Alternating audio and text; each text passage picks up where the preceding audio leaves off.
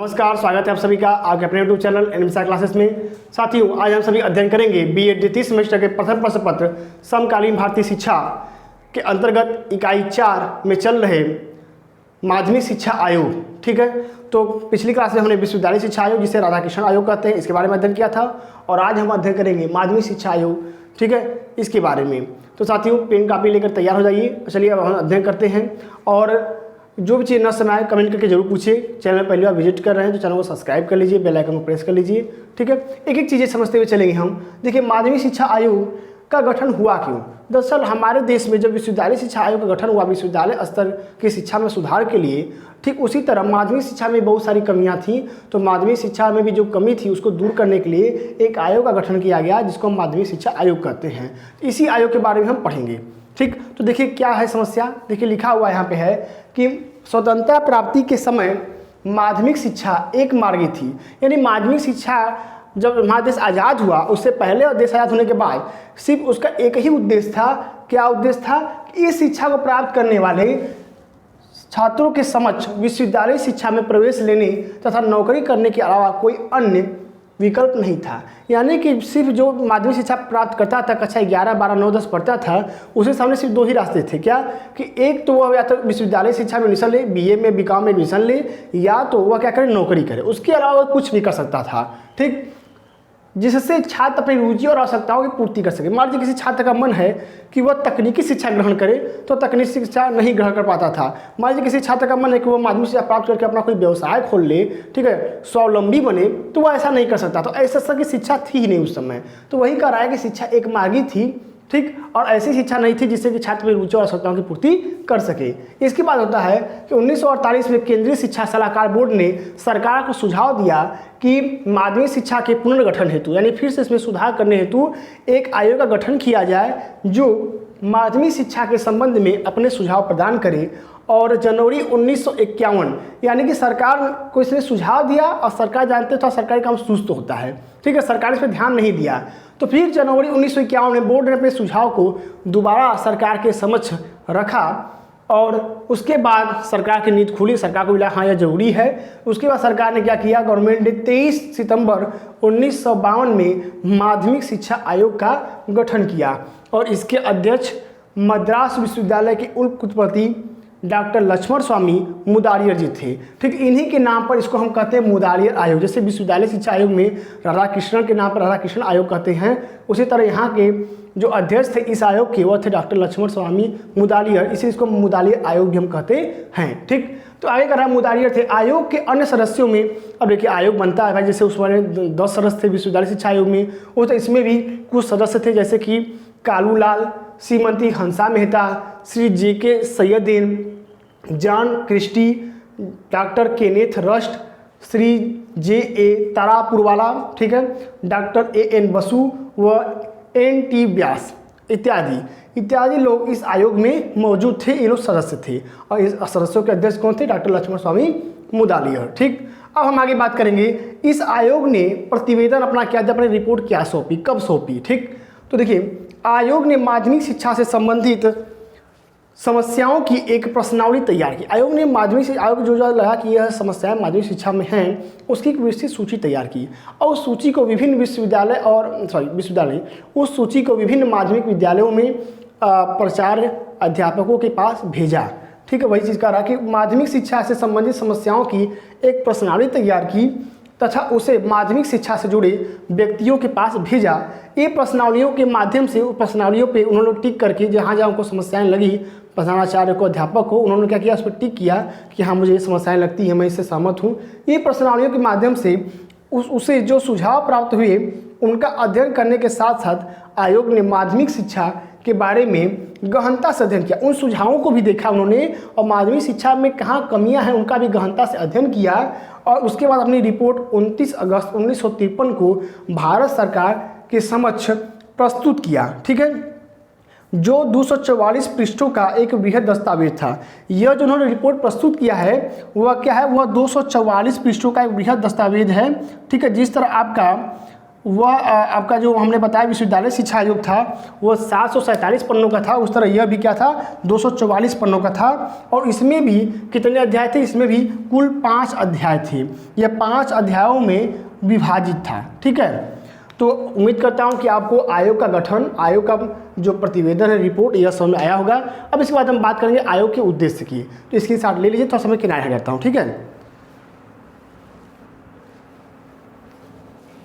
चलिए अब हम आगे देखते हैं, हो गया होगा। अब हम बात करेंगे आयोग के उद्देश्य क्या थे। ठीक है, इसको थोड़ा इरेज कर लेता हूँ। देखिए, मैं उद्देश्य को मुंह से बोल के बताऊंगा, आप स्क्रीनशॉट ले लीजिएगा। ठीक है, स्क्रीनशॉट नहीं लेंगे आप तो नोट करेंगे ना, तो आप नोट कर लीजिएगा क्योंकि समय कम है, लंबा पढ़ाना है। जैसे कि एक दोहा है कि लंबा मार्ग दूरी घर विकट पंथ बहुमार। ठीक है, हालांकि वो निर्गुण सगुण से संबंधित है, लेकिन यहाँ मैं यही कहूँगा कि लंबा मार्ग है और दूरी घर है, यानी कि हमारा जो क्लास है वह आपसे बहुत दूर भी है और समय भी इसमें ज़्यादा लगेगा, तो थोड़ा ध्यान देकर के पढ़ेंगे। तो हम बात कर रहे हैं उद्देश्य की। उद्देश्य यानी कि इस आयोग को गठित किया गया था किन किन उद्देश्यों को ध्यान में रख करके। तो जिस तरह आपका विश्वविद्यालय शिक्षा आयोग का हमने उद्देश्य लिखवाया था, सेम टू सेम जहाँ विश्वविद्यालय लिखा था वहाँ माध्यमिक लिख देंगे, तब भी आपका काम हो जाएगा। जैसे विश्वविद्यालय शिक्षा आयोग का गठन, विश्वविद्यालय शिक्षा आयोग का जो गठन किया गया था वह विश्वविद्यालय शिक्षा के संगठन प्रशासन का अध्ययन करने के लिए किया गया था। तो यहाँ आप करेंगे कि माध्यमिक शिक्षा का जो गठन किया गया था वह माध्यमिक शिक्षा के संगठन व प्रशासन का अध्ययन करके सुधार के लिए सुझाव देने के लिए किया गया था। यह पहला हो जाएगा आपका। ठीक, उसके बाद दूसरा लिखेंगे, दूसरा है पाठचर्या, माध्यमिक शिक्षा के पाठचर्या, शिक्षण स्तर व माध्यमिक शिक्षा का उद्देश्य निर्धारित करने के लिए आपके माध्यमिक शिक्षा आयोग का गठन किया गया था। ठीक है, इसके बाद शिक्षकों की बात आती है, शिक्षकों का पेंशन, ठीक है, शिक्षकों के वेतन और जो सेवा कितने दिनों के लिए होनी चाहिए, इसकी विषय में सुझाव देने के लिए भी इसका गठन किया गया था। ठीक, इसके बाद आता है चौथे नंबर पे अनुशासनहीनता। ठीक है, जो बालक अनुशासनहीनता करते हैं माध्यमिक शिक्षा आयोग में देखेंगे कि जो कक्षा 9, 10, 11, 12 के बच्चे तो बहुत उद्दंड होते हैं, आपस में मारपीट कर लेंगे, ठीक है, गाली गलौज करेंगे, किसी का सर फूट जाएगा उसी में। तो ऐसा अनुशासनहीनता होता क्यों है? तो अनुशासनहीनता के कारण का पता लगा करके उसमें सुधार हेतु क्या सुझाव दिए जा सकते हैं, इस उद्देश्य से भी माध्यमिक शिक्षा आयोग का गठन किया गया कि यह अपने सुझाव प्रदान करे। ठीक है, इसके बाद परीक्षा प्रणाली में सुधार करने हेतु भी इसका गठन किया गया था कि यह अपने विचार दे, अपने सुझाव दे कि किस तरह परीक्षा प्रणाली में सुधार किया जा सके जिससे कि अच्छे ढंग से मूल्यांकन हो सके। इसके बाद जो अन्य समस्याएं थी माध्यमिक शिक्षा में व्याप्त, उनका पता लगाने के लिए भी माध्यमिक शिक्षा आयोग का गठन किया गया था। तो यह हो गया उद्देश्य की बात। ठीक, अब हम बात करेंगे कि आयोग ने अपने सुझावों में क्या क्या कहा है। ठीक है, आयोग ने अपना सुझाव जब दिया, हमने उद्देश्य की बात कर ली, आयोग के गठन की बात कर ली, आयोग के प्रतिवेदन की बात कर ली। अब बात करेंगे आयोग ने अपनी जो रिपोर्ट प्रस्तुत की है उसमें क्या क्या सुझाव आयोग ने दिए हुए हैं। ठीक है, तो देखिए इसको भी मैं बताता हूँ, आप नोट करते चलिएगा। ठीक है, तो सबसे पहले आयोग ने माध्यमिक शिक्षा में प्राप्त दोषों को बताया है कि माध्यमिक शिक्षा में क्या क्या दोष हैं। ठीक, चलिए हेडिंग बना लीजिए कि माध्यमिक शिक्षा आयोग के प्रतिवेदन में सबसे पहला क्या है, क नंबर पे है दोष। ठीक, क नंबर में है दोष कि क्या क्या उसके दोष हैं। ठीक, देखिए सबसे पहला दोष उसका उसने बताया कि माध्यमिक शिक्षा जो है सिर्फ उच्च स्तर की शिक्षा के लिए तैयार कर रही है, यानी सिर्फ माध्यमिक शिक्षा जो प्राप्त कर रहा है वह सिर्फ यूनिवर्सिटी में एडमिशन ले रहा है, बाकी वह कोई कार्य नहीं कर रहा है, यह सिर्फ उच्च शिक्षा के लिए तैयार कर रही है बच्चों को। ठीक, इसका सबसे पहला दोष यही है। इसके बाद उन्होंने कहा कि जो माध्यमिक शिक्षा है वह क्या है, वह पुस्तकीय है, यानी सिर्फ पुस्तकों पर क्या है, यह आधारित है। ठीक, सिर्फ यह किताबी ज्ञान दे रहा है, व्यवहारिक ज्ञान नहीं दे रहा है। ठीक है, इसके बाद इन्होंने तीसरा कहा, तीसरा दोष माध्यमिक शिक्षा का यह है, आयोग ने बताया कि यह अच्छे नागरिक गुणों का विकास नहीं कर रही है, यह छात्रों में अनुशासन, सहयोग और नेतृत्व की भावना का विकास नहीं कर पा रही है माध्यमिक शिक्षा, यह इसका इन्होंने तीसरा दोष बताया। ठीक, चौथा दोष इन्होंने बताया कि अंग्रेजी अभी भी अनिवार्य विषय है, जो अंग्रेजी है यह अभी भी क्या है, यह अभी भी मस्ट है कि आपको अंग्रेजी लेना ही है कक्षा 12 में, जबकि ऐसा होना नहीं चाहिए। जो जिसका पसंद नहीं है अब माध्यमिक शिक्षा में अंग्रेजी पढ़ने का, वो अंग्रेजी क्यों ले? तो अंग्रेजी अनिवार्य विषय बनी हुई, यह भी माध्यमिक शिक्षा का एक दोष है। ठीक। इसके बाद इन्होंने 5वें नंबर पर कहा कि जो शिक्षण विधियां हैं वो अभी भी अच्छी नहीं हैं। ठीक है, तो शिक्षण विधियों में भी क्या है, दोष है और अच्छी शिक्षण विधियों का प्रयोग नहीं किया जा रहा है। ठीक, अच्छी शिक्षण विधियों का प्रयोग नहीं किया जा रहा है, यह भी क्या है, एक दोष है। ठीक, तो आप 5 देख लिए। ठीक, अब हम 6वें नंबर की बात करेंगे। इन्होंने कहा कि जो माध्यमिक स्तर की पाठचर्या है, जो विषय होने चाहिए, ये विषय भी संकुचित हैं, तो पाठचर्या व्यापक नहीं है। ठीक है, ये पाठ्यचर्या जो है, पाठचर्या का व्यापक न होना, ठीक है, व्यापक न होना, तो पाठचर्या व्यापक नहीं है। ठीक, यह भी इन्होंने 6वें नंबर में दोष बताया कि पाठचर्या को विस्तृत होना चाहिए। ठीक है, और कई सारी विषयों का इसमें समावेश होना चाहिए माध्यमिक स्तर की शिक्षा में। इसके बाद इससे क्या होता है कि छात्र अपनी रुचि के अनुसार विषय नहीं ले पाता। हमें इतिहास पढ़ना, हम इतिहास पढ़ ही नहीं पा रहे हैं, माध्यमिक शिक्षा में इतिहास सही नहीं है। इसके बाद दोषपूर्ण परीक्षा प्रणाली। ठीक है, जो परीक्षा प्रणाली है वह क्या है, वह दोषपूर्ण परीक्षा प्रणाली का दोषपूर्ण। ठीक, परीक्षा प्रणाली जो है क्या है, वह दूषित है, अच्छी परीक्षा प्रणाली नहीं है, परीक्षा लेने का भी ढंग क्या है, गलत है। उसके बाद प्रशिक्षित शिक्षकों का अभाव भी है। इन्होंने 8वें नंबर पर कहा कि प्रशिक्षित शिक्षक जो हैं, प्रशिक्षित अध्यापक जो हैं, उनका क्या है, अभाव है माध्यमिक शिक्षा में। अनट्रेन्ड टीचर हैं, जिसकी वजह से वह क्या है, सही ढंग से शिक्षण कार्य नहीं कर पा रहे हैं, तो प्रशिक्षित शिक्षकों का अभाव भी है। इसके बाद इन्होंने सबसे लास्ट में कहा कि जो शिक्षा है वह रटंत है, यह व्यवहारिक नहीं है, व्यवहारिक शिक्षा नहीं मिल पा रही है। ठीक है, व्यवहारिक शिक्षा बच्चों को नहीं मिल पा रही है, यही बातें कह रहे थे। ठीक, तो इस तरह से आपने माध्यमिक शिक्षा आयोग के द्वारा जो माध्यमिक शिक्षा में दोष हैं इसके बारे में जाना।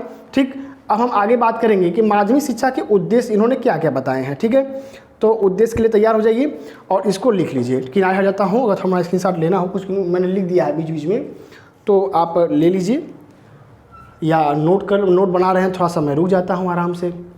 ठीक है, तो हम इंक भी इसमें फिल कर लेते हैं।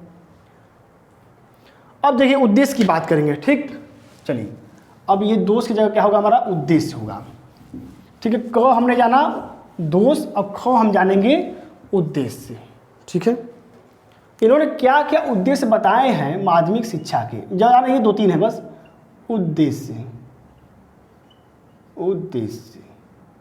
चलिए, इन्होंने उद्देश्य, सबसे पहला उद्देश्य बताया है कि कुशल नागरिकता का विकास, यानी कि जो माध्यमिक शिक्षा आयोग का उन्होंने बताया, कहा कि कुशल नागरिक का निर्माण करना चाहिए, कुशल नागरिकों का निर्माण।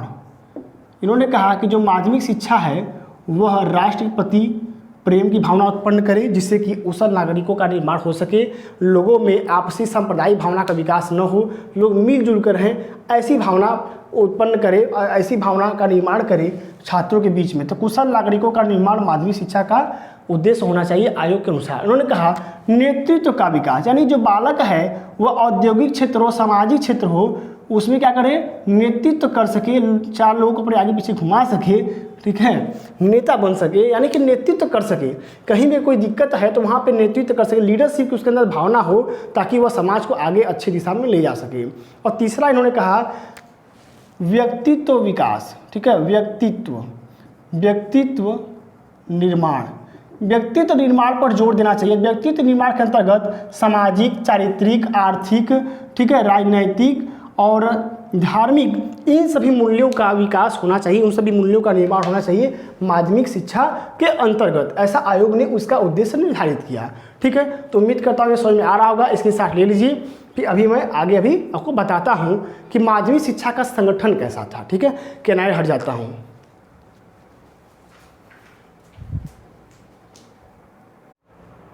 जैसा कि आप देख सकते हैं, अब माध्यमिक शिक्षा का संगठन, हमने अब माध्यमिक शिक्षा के संगठन के बारे में लिखा हुआ है। माध्यमिक शिक्षा के संगठन के विषय में माध्यमिक शिक्षा आयोग का यह सुझाव था कि माध्यमिक शिक्षा 11 से 17 वर्ष के जो बालक हैं उन्हीं के लिए यह माध्यमिक शिक्षा बनाई जाए, यानी कि प्रदान की जाए। कहने का अर्थ यह है कि जो बालक 11 साल से 17 साल के बीच का है उनको माध्यमिक शिक्षा प्रदान की जानी चाहिए। माध्यमिक शिक्षा की अवधि 7 वर्ष की हो। उन्होंने कहा, जैसे यहाँ पे लिखा है कि 11-17 साल, ठीक है, यानी कि 11, 12, 13, 14, 15, 16, 17, 7 साल हुआ, तो 7 साल की अवधि की माध्यमिक शिक्षा हो। इन 7 साल में 4 साल की जो शिक्षा है वह आपका उच्च माध्यमिक में और 3 साल का निम्न माध्यमिक में आए, जिसको कि हम कह सकते हैं कि आपका जूनियर ठीक है, जूनियर सेकेंडरी, इसको हम कह सकते हैं उच्च सेकेंडरी या सीनियर सेकेंडरी। ठीक है, तो 3 वर्ष की जूनियर सेकेंडरी शिक्षा और 4 वर्ष की सीनियर सेकेंडरी शिक्षा प्रदान की जाए, यानी 7 साल की यह शिक्षा हो। इसकी बात करें माध्यमिक शिक्षा के लिए कि माध्यमिक शिक्षा 11 तक की हो, यानी कक्षा 11 तक जो शिक्षा मिले वो माध्यमिक शिक्षा कहा जाए, और कक्षा 12 की जो शिक्षा हो उसको यूनिवर्सिटी से एफिलेटेड कर दिया जाए, यूनिवर्सिटी से उसको संबंधित कर दिया जाए, ताकि जब कक्षा 12 में छात्र अध्ययन करे तो वह विश्वविद्यालय में प्रवेश लेने के योग्य भी बन सके और विश्वविद्यालय स्तर की उसको आधारभूत जानकारी हो सके कि यूनिवर्सिटी में क्या कैसे और कहाँ होता है। ठीक है, तो वही कह रहा है कक्षा 12 की शिक्षा को विश्वविद्यालय से जोड़ा जाए, जिससे कि बालक उच्च शिक्षा ग्रहण करने के योग्य बन सके। आगे है बहुउद्देशीय कॉलेजों की स्थापना की जाए। मल्टीपर्पज़ स्कूल्स की उन्होंने बात की, तो मल्टीपर्पज़ स्कूल का मतलब ये है कि ऐसे विद्यालय बने जो कि सिर्फ विद्यालय के काम ना करें, अन्य भी कई सारे काम, जैसे कि आप प्राथमिक विद्यालय देख सकते हैं अपने गांव में। प्राथमिक विद्यालय में टीका भी लगता है, प्राथमिक विद्यालय में दोपहर का भोजन भी बनता है, प्राथमिक विद्यालय में मनरेगा से संबंधित कार्य होते हैं, प्राथमिक विद्यालय में ही आपके पंचायत भवन का भी निर्माण कर जाता है, प्राथमिक विद्यालय के ग्राउंड में ही आपके आंगनबाड़ी का भी विद्यालय चलता है, उसी में प्राथमिक विद्यालय में ही आपके चुनाव होते हैं। यानी एक प्राथमिक विद्यालय से कई सारे कार्य लिए जाते हैं। ठीक है, चूँकि वो सरकार के द्वारा बनाया गया है। तो वो इसी तरह बहुउद्देशीय विद्यालयों की स्थापना, बहुउद्देशीय कॉलेज की स्थापना की जाए, यानी एक कॉलेज से कई सारे कार्यक्रम का क्रियान्वयन हो सके, ऐसे कॉलेजों की स्थापना की जाए, ऐसा इन्होंने माध्यमिक शिक्षा के संगठन के लिए कहा।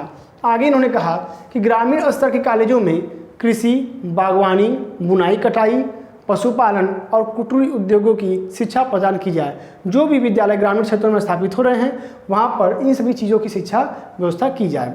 आगे इन्होंने कहा कि आवासीय विद्यालयों की स्थापना की जाए, चूँकि ग्रामीण इलाकों में जो विद्यालय हैं वहाँ तो कंडीशन कुछ ठीक है, लेकिन जो पर्वतीय इलाके हैं वहाँ पे आवासीय विद्यालय की स्थापना की जाए, जिससे कि छात्रों को आने जाने की असुविधा से मुक्ति मिल सके। ठीक है, आगे इन्होंने कहा कि विशिष्ट विद्यालयों की स्थापना की जाए। जो बालक विशिष्ट हैं, क्योंकि अब तो समावेशी शिक्षा की बात की जाती है कि विशिष्ट बालक को सामान्य बालक के साथ अध्ययन कराया जाए, लेकिन उस समय माध्यमिक शिक्षा आयोग ने कहा कि जो विशिष्ट बालक है, जिनके कि आप हाथ से ग्रस्त हैं, हाथ के उनके मान लीजिए एक हाथ नहीं है, दिव्यांग बालक हैं, मूक बधिर बालक हैं, ठीक है, उसके बाद श्रवण बाधित बालक हैं, तो ऐसे बालकों के लिए क्या किया जाए, अलग से विशिष्ट विद्यालयों की स्थापना माध्यमिक स्तर पर की जाए, जिससे कि वह भी माध्यमिक स्तर की शिक्षा ग्रहण कर सके। इसके बाद उन्होंने कहा कि योग्य छात्रों को छात्रवृत्ति की व्यवस्था दी जाए, ताकि छात्रवृत्ति पा करके वे और प्रोत्साहित हो सके, पुनर्वरित हो सके और आगे उच्च शिक्षा ग्रहण करने के लायक बन सके और मन ला करके अध्ययन कर सके। ठीक है, ये इन्होंने सुझाव दिए माध्यमिक शिक्षा के संगठन से संबंधित। आगे इन्होंने कहा स्त्री शिक्षा से संबंधित सुझाव। स्त्री शिक्षा से संबंधित सुझाव में इन्होंने कहा सबसे पहले कि बालिकाओं को शिक्षा प्राप्त करने का पूरा हक हो, और ये जो हक है वह स्वतंत्रता पूर्वक हो, यानी कि बालिकाएं जो हैं, जो छात्राएं हैं, वह शिक्षा प्राप्त करने के लिए स्वतंत्र हो, जब उनकी इच्छा होगी वह अध्ययन कर सकेंगी। बालिका विद्यालय खोलकर स्त्री शिक्षा को प्रोत्साहित किया जाए। तथा कुछ जगहों पे आप देखेंगे होंगे अभी भी महिला इंटर कॉलेज हैं, ठीक है, महिला बालिका कॉलेज है या बालिका इंटर कॉलेज है। उसके बाद आप अभी भी देखे होंगे तो कुछ जगहों पे शिक्षा का प्रावधान है, कुछ जगहों में मैं बहुत जगह कह सकता हूँ कि अभी भी 80% जो इंटर कॉलेज है वहाँ पे शिक्षा है। आगे है शिक्षा की व्यवस्था की जाए कि लड़का और लड़की साथ में पढ़ते हैं। ठीक है, चूँकि उनको आप बाद में साथ में ही रहना है, मानव जो समुदाय है वहाँ पर 2 ही लेंगे, स्त्री और पुरुष। तो जब इनको हम अलग अलग रखेंगे तो जब बाद में ये मिलेंगे तो आपसी वैमनस्य पैदा हो सकता है, आपसी टकराव, आपसी हितों के टकराव पैदा हो सकते हैं। लेकिन जब ये शिक्षा की व्यवस्था कर दी जाएगी तब क्या होगा, तब ये आपस में पास में रहेंगे और कोई हानि की संभावना नहीं हो सकेगी। ठीक है, इसीलिए शिक्षा की बात इन्होंने की थी स्त्री शिक्षा के संबंधित सुझाव में। तो उम्मीद करता हूँ कि यह माध्यमिक शिक्षा का संगठन और स्त्री शिक्षा से संबंधित सुझाव आपको समझ में आया होगा। इसी साथ ले लीजिए, किनारे हट जाता हूँ। ठीक है, चलिए, उम्मीद करता हूँ कि इसी साथ हो गया होगा। अब हम बात करेंगे आगे प्रशासनिक सुझाव है, उसके बाद अन्य सुझावों के बाद हम आज इसका मूल्यांकन भी करेंगे, इसके गुण और दोषों की चर्चा करेंगे। ठीक है, तो यहाँ पे हम संगठन को इरेज कर लेते हैं क्योंकि माध्यमिक शिक्षा तो रहेगा ही। अब मैं चूँकि आपके कमेंट भी आते हैं कि सर आप क्लास लंबी ले लेते हैं, ठीक है, तो मैं प्रयास करूँगा क्लास छोटे में ही हो। और क्लास छोटे होने का मतलब यह है कि चूँकि लेक्चर है, बीएड है, तो लेक्चर तो होगा ही। तो हम प्रशासन की बात करेंगे कि माध्यमिक शिक्षा का प्रशासन कैसा हो। ठीक है, माध्यमिक शिक्षा का प्रशासन। तो देखिए प्रशासन की अगर बात की जाए तो सबसे पहला इन्होंने प्रशासन हेतु सुझाव दिया। माध्यमिक शिक्षा आयोग ने माध्यमिक शिक्षा के प्रशासन में सबसे पहला सुझाव दिया है कि प्रत्येक प्रांत में एक प्रांतीय शिक्षा सलाहकार बोर्ड का गठन किया जाए। ठीक है, हर प्रांत में प्रांतीय शिक्षा सलाहकार, प्रांतीय शिक्षा सलाहकार बोर्ड, यानी जो शिक्षा के लिए सलाह दे सके हर राज्य को, एक ऐसे बोर्ड की स्थापना की जाए। ठीक है, प्रांतीय शिक्षा सलाहकार बोर्ड की स्थापना की जाए, सबसे पहला इन्होंने सुझाव दिया। इसके बाद इन्होंने कहा कि प्रत्येक प्रांत में, ठीक है, प्रत्येक प्रांत में यानी हर राज्य में माध्यमिक शिक्षा बोर्ड का गठन किया जाए। ठीक है, माध्यमिक, नोट करते चलेंगे, मेन चीज़ लिख रहा हूँ, माध्यमिक शिक्षा बोर्ड। ठीक है, इन्होंने कहा कि हर प्रांत में माध्यमिक शिक्षा बोर्ड का गठन हो। जैसे आपके उत्तर प्रदेश में यूपी बोर्ड है, तो क्या वही माध्यमिक शिक्षा बोर्ड है, यानी हर राज्य का अपना एक बोर्ड हो। ठीक, इसके बाद इन्होंने कहा कि माध्यमिक शिक्षा के सहयोग के लिए जो दी जाने वाली राशि है, जो कि अनुदान दिया जाता है माध्यमिक विद्यालयों को, तो जो अनुदान की राशि है, ठीक है, अनुदान की राशि, अनुदान या इसको हम सहायता कर सकते हैं, अनुदान या सहायता की जो राशि है, ठीक, यह जो राशि है यह क्या हो, यह राशि आयकर से मुक्त हो, यानी इस पर इनकम टैक्स ना लगे, आयकर से मुक्त हो। इन्होंने यह अपना सुझाव दिया कि यह जो राशि है यह क्या हो, आयकर से मुक्त हो। ठीक है, इसके बाद इन्होंने कहा कि जो विद्यालय माध्यमिक शिक्षा प्रदान करने के लिए मान्यता लेने के लिए आते हैं, इन विद्यालयों की मान्यता हेतु सख्त नियम बनाए जाने चाहिए, जिसका सख्ती से पालन भी होना चाहिए। ठीक है, इन्होंने कहा कि मान्यता देने के लिए कठोर नियम बनाए जाने चाहिए। ठीक है, जिससे कि जो शिक्षा का स्तर है वह गिरे नहीं, वह उच्च बना रहे। ठीक, तो इन्होंने क्या कहा, कठोर नियम की बात कही। चौथे नंबर नोट करेंगे कि मान्यता हेतु कठोर नियम। ठीक है, मान्यता हेतु कठोर नियम। ठीक, हाँ, मान्यता हेतु कठोर नियम। पांचवा नंबर में बात करेंगे, इन्होंने कहा कि समय समय पर जो माध्यमिक विद्यालय हैं इनका निरीक्षण, ठीक है, समय समय पर इनका निरीक्षण किया जाना चाहिए। जो भी माध्यमिक विद्यालय सबका निरीक्षण हो समय समय पर। ठीक, ये पाँचवें नंबर पर हो गया। छठे नंबर पर इन्होंने कहा, इन्होंने मतलब मैं कह रहा हूँ माध्यमिक शिक्षा आयोग को, तो माध्यमिक शिक्षा आयोग ने छठे नंबर पर कहा कि जो विद्यालय शिक्षा ठीक ढंग से प्रदान नहीं कर पा रहे हैं उनकी क्या की जानी चाहिए, उनकी मान्यता रद्द की जानी चाहिए। ठीक है, इन्होंने कहा कि समय समय पर निरीक्षण करिए। ठीक, और निरीक्षण करने के बाद जो विद्यालय सही ढंग से शिक्षा के स्तर को नहीं बनाए हुए हैं उनकी मान्यता रद्द की जाए। ठीक है, मान्यता रद्द की जाए, ये इन्होंने बात कहा कि निरीक्षण के उपरांत अगर सही ढंग से कार्य नहीं कर रहे हैं तो कि मान्यता रद्द की जाए, और अगर कुछ थोड़ी बहुत त्रुटियां मिल रही हैं तो निरीक्षण के समय उनको सुझाव प्रदान करके छोड़ दिया जाए। ठीक, यह था प्रशासन की बात कि माध्यमिक शिक्षा आयोग ने कहा कि माध्यमिक शिक्षा का प्रशासन इस तरह का होना चाहिए। प्रांतीय शिक्षा सलाहकार बोर्ड की स्थापना हो, माध्यमिक शिक्षा बोर्ड की स्थापना की जाए, अनुदान या सहायता राशि जो विद्यालय को मिलती है आयकर से मुक्त हो, मान्यता हेतु कठोर नियम लागू करने चाहिए, उसका विद्यालय का निरीक्षण समय समय पर किया जाए, और जो विद्यालय शिक्षा के स्तर को गिरावट में ले जा रहे हैं, गिरा रहे हैं, उनकी मान्यता रद्द कर दी जाए। ठीक, अब हम बात करेंगे पाठ्य पुस्तक की कि पाठ्य पुस्तक से संबंधित उन्होंने क्या सुझाव दिए हैं। ठीक है, पाठ्य पुस्तक ना समझ पा रहे होंगे कि जो किताबें चलती हैं उनके संबंध में सुझाव आयोग ने दिए हैं।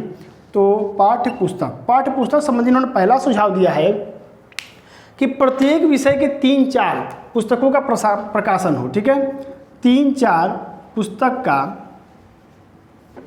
प्रकाशन।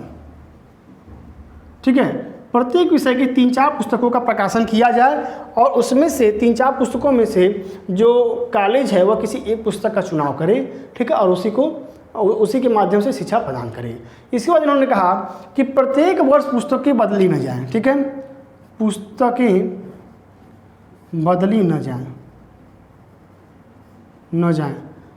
जैसे क्या होता है, कई सारे आप देखे होंगे जो प्राइवेट विद्यालय हैं तो वो हर साल किताबें बदल देंगे। इस बार इस प्रकाशन की किताब चलेगी, इस बार यह किताब चलेगी, और किताबों को क्या करेंगे, अपने विद्यालय से देते हैं, ठीक है, किताबों को अपने विद्यालय से बेचेंगे तो उनकी कमाई होती है। हर साल प्रकाशन बदल देंगे कि पिछले साल किताब लेके लड़का ना पढ़ पाए, ठीक, जैसे उनकी कमाई बंद न हो जाए, नया किताब हर साल खरीदे। तो यही कर रहा है कि पुस्तकें बदली न जाएँ हर साल, इन्होंने पाठ्य पुस्तकों के संदर्भ में सुझाव दिए। इस बार इन्होंने कहा कि पुस्तक में चित्र बनाने हेतु, ठीक है, चित्र हेतु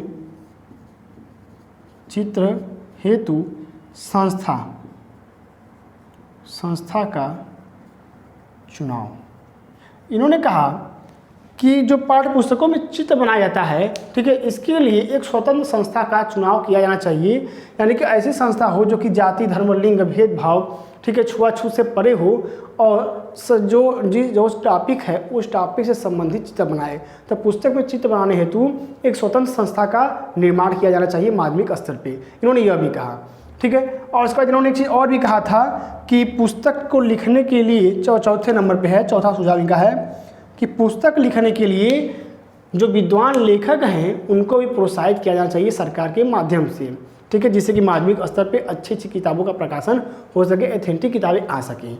तो इस तरह से आपने माध्यमिक शिक्षा का प्रशासन भी अच्छे समझ लिया होगा, ये पाठ्य पुस्तक के बारे में है, पाठ्य पुस्तक भी अच्छे समझ लिया होगा। इसके साथ डिस्कस ले लीजिए, फिर मैं आपको भी आगे बताता हूँ, ठीक है।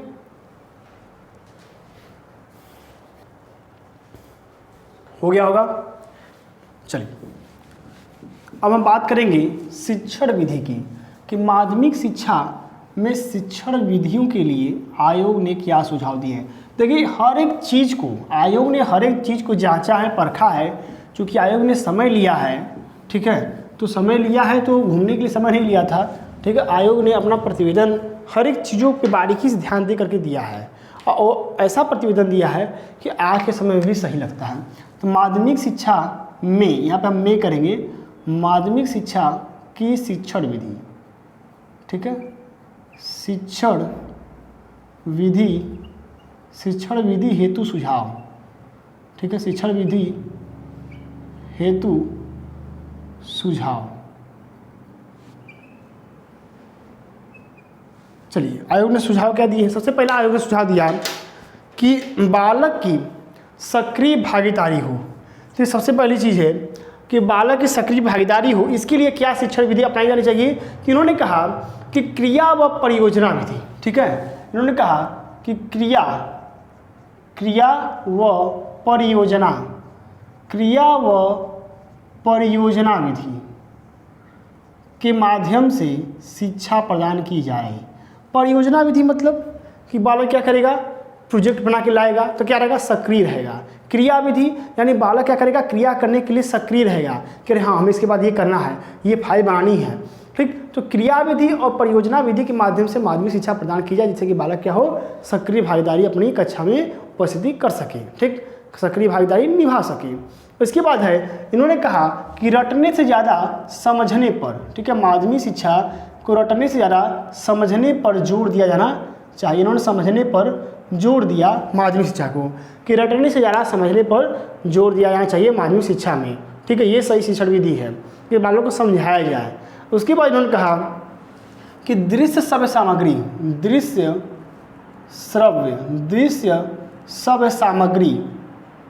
ठीक है, दृश्य सामग्री का उचित प्रयोग, ठीक है, उचित प्रयोग यानी माध्यमिक स्तर पे दृश्य श्रव्य सामग्री आप बीएड फर्स्ट सेमेस्टर में पढ़े होंगे, जो दिखाई देती है, जो सुनाई देती है, और दृश्य शब्द वो होती है जो कि दिखाई और सुनाई दोनों देती है। तो दृश्य श्रव्य सामग्रियों का भी प्रयोग उचित ढंग से होना चाहिए माध्यमिक स्तर पर। बालकों को चार्ट के माध्यम से, बालक को जो आपका आता है प्रोजेक्टर के माध्यम से, इत्यादि माध्यमों से उचित ढंग से शिक्षा प्रदान करनी चाहिए। उसके बाद स्वाध्याय विधि को प्रोत्साहन, चूँकि यहाँ पे जो बालक है, जो छात्र है, स्वाध्याय को अपनाएगा, ठीक है, स्वाध्याय को प्रोत्साहन। अब वह रट के चिल्ला के वह अब पढ़ाएगा नहीं, ठीक है, न पढ़ाएगा न पढ़ेगा। तो जो आपका माध्यमिक स्तर का बालक है वह क्या करेगा, वह स्वाध्याय करेगा, वह अब चुपचाप मनन अध्ययन करेगा, ठीक है। अब वह रट रट के पढ़ेगा नहीं जैसे छोटे बच्चे पढ़ते हैं। तो रटन तो अब जो प्रणाली है वह खत्म हो गई। अब स्वाध्याय को प्रोत्साहन इस स्तर पर दिया जाना चाहिए। माध्यमिक शिक्षा आयोग का यह सुझाव था कि इस तरह से शिक्षण प्रक्रिया को संचालित किया जाना चाहिए, ठीक है। इसके बाद इन्होंने सुझाव दिया कि इसके लिए विद्यालय हेतु सुझाव क्या दिए हैं, इसको देखते हैं हम। विद्यालय हेतु, ठीक है, विद्यालय हेतु, विद्यालय हेतु सुझाव, विद्यालय हेतु भी अच्छे सुझाव इन्होंने दिए हैं, ठीक है। विद्यालय हेतु उन्होंने कहा कि देखिए जो विद्यालय है वह मुख्य स्थल है शिक्षा प्रदान करने के लिए, तो विद्यालय की महत्वपूर्ण भूमिका होती है माध्यमिक शिक्षा हेतु। तो उन्होंने कहा कि जो विद्यालय है उसमें क्या होना चाहिए, उचित भवन होना चाहिए, ठीक है, उचित, विद्यालय में उचित भवन होना चाहिए, उचित संसाधन होने चाहिए, ठीक है, उचित भवन, संसाधन, ठीक है, और शिक्षण सहायक सामग्री, ठीक है। तो यहाँ पर लिखेंगे वह सहायक सामग्री, सहायक सामग्री, सामग्री, ठीक। इन्होंने कहा कि विद्यालय में शिक्षक जो सहायक सामग्री प्रयोग करता है, जिसको हम कहते हैं शिक्षण सहायक सामग्री, उसका सही ढंग से प्रयोग होना चाहिए, ठीक है। तो ये हो गया हमारा पहले नंबर का। अब हम दूसरा देखते हैं। देखिए दूसरे नंबर पे है, आयोग ने कहा कि अच्छी प्रयोगशाला, क्योंकि विद्यालय माध्यमिक स्तर का है तो उसमें रसायन विज्ञान, भौतिक विज्ञान, जीव विज्ञान कक्षाएं होंगी, तो इन कक्षाओं में अच्छी प्रयोगशाला होनी चाहिए, ठीक। तो अच्छी प्रयोगशाला, अच्छी प्रयोगशाला, और एक चीज़ और, प्रयोगशाला के साथ साथ अच्छी प्रयोगशाला व पुस्तकालय, वह पुस्तकालय, अच्छी प्रयोगशाला व पुस्तकालय का निर्माण होना चाहिए, ठीक है। ये विद्यालय के लिए आवश्यक है। इन्होंने कहा कि अच्छी पुस्तकालय व अच्छी प्रयोगशाला का विद्यालय में निर्माण होना चाहिए।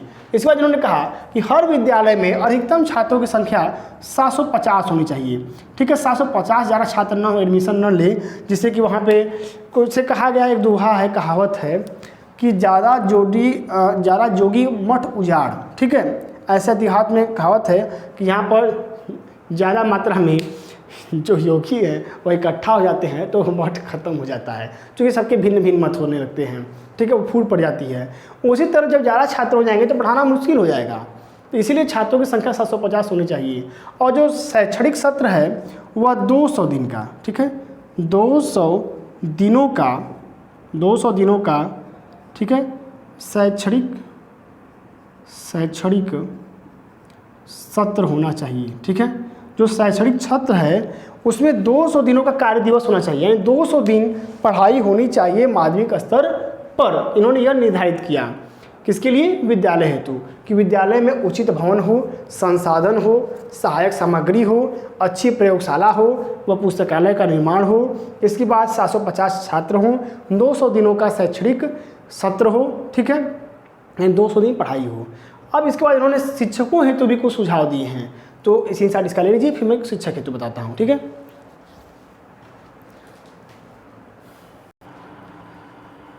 हो गया होगा इसी साथ, उम्मीद करता हूँ। इसी साथ लेने का मैं मौका देता हूँ आराम से, ठीक है। आप आराम से नोट्स बनाते रहिए, कोई दिक्कत नहीं है, समझते रहिए और नोट्स बनाते रहिए। अच्छा, एक कमेंट आया था कि सर आप परिभाषा बता रहे हैं जो कि बुक में लिखा हुआ है, तो जो परिभाषाएँ हैं चाहे मैं बताऊँ या गूगल बताए, ठीक है, परिभाषाएं हर जगह एक ही रहेंगी, क्योंकि अगर एप्पल मतलब सेव होता है तो आप किसी प्रकाशन किताब लेंगे वहाँ एप्पल मीन्स सेव ही होगा, गूगल करेंगे तो भी एप्पल मीन्स सेव होगा, विद्यालय जाएंगे तो वहाँ पे भी एप्पल मीन्स सेव ही होगा। तो माध्यमिक शिक्षा में, ठीक है, यहाँ पे लिखेंगे माध्यमिक शिक्षा में शिक्षकों हेतु सुझाव, ठीक, माध्यमिक शिक्षा में शिक्षकों, ठीक है, शिक्षकों हेतु, टीचर डे आने वाला है, ठीक है, शिक्षकों हेतु सुझाव। तो माध्यमिक शिक्षा में शिक्षकों हेतु क्या सुझाव है आयोग के द्वारा, देखते हैं हम। शिक्षकों हेतु सुझाव, ठीक, चलिए। सबसे पहला सुझाव आयोग ने दिया कि जो शिक्षक हैं, ठीक, उनके चयन हेतु नियम होने चाहिए, ठीक है। उन्होंने कहा कि चयन हेतु नियम, ठीक है, चूँकि जब शिक्षक सही रहेगा तो वो सही ढंग की शिक्षा प्रदान करेगा। तो शिक्षकों के चयन हेतु नियम कठोर होने चाहिए। उनको जैसे कि छलनी प्रक्रिया इसमें योगी जी ने अपनाई है, पहले टेट होगा, फिर सुपर टेट होगा, उसके बाद नियुक्ति होगी, ठीक है। उसी तरह शिक्षकों के चयन हेतु कठोर नियम होने चाहिए। इनका जो नियुक्ति है वह एक छलनी प्रक्रिया के द्वारा छान करके अच्छे टीचर आने चाहिए, स्किल से युक्त, ठीक, यानी कि स्किलफुल टीचर होने चाहिए माध्यमिक स्तर पे। इसके बाद वेतन निश्चित करने हेतु एक समिति का गठन होना चाहिए। दूसरा इन्होंने कहा कि वेतन निश्चित करने हेतु, ठीक है, देखेंगे वेतन निश्चित करने हेतु, ठीक, वेतन निश्चित संबंधित है। इन्होंने कहा कि वेतन निश्चित करने हेतु एक क्या करना चाहिए, समिति का गठन किया जाना चाहिए। वो समिति निरीक्षण करके परीक्षण करके क्या करेगी, वेतन निश्चित करेगी माध्यमिक स्तर के शिक्षकों का। इन्होंने कहा कि जो शिक्षक हैं उनको फंड, ठीक है, जो उनका पीएफ है फंड, और उसके बाद जो उनकी पेंशन है फंड, बीमा व पेंशन, ठीक है, फंड, बीमा व पेंशन, यह सभी शिक्षकों को प्रदान किया जाए, ये सभी सुविधा शिक्षकों को मिले। इस बाद इन्होंने कहा कि महिला व पुरुष शिक्षकों को समान वेतन समान सुविधाएं मिलनी चाहिए। इसके बाद इन्होंने कहा कि जो अध्यापक हैं, ठीक है, शिक्षकों के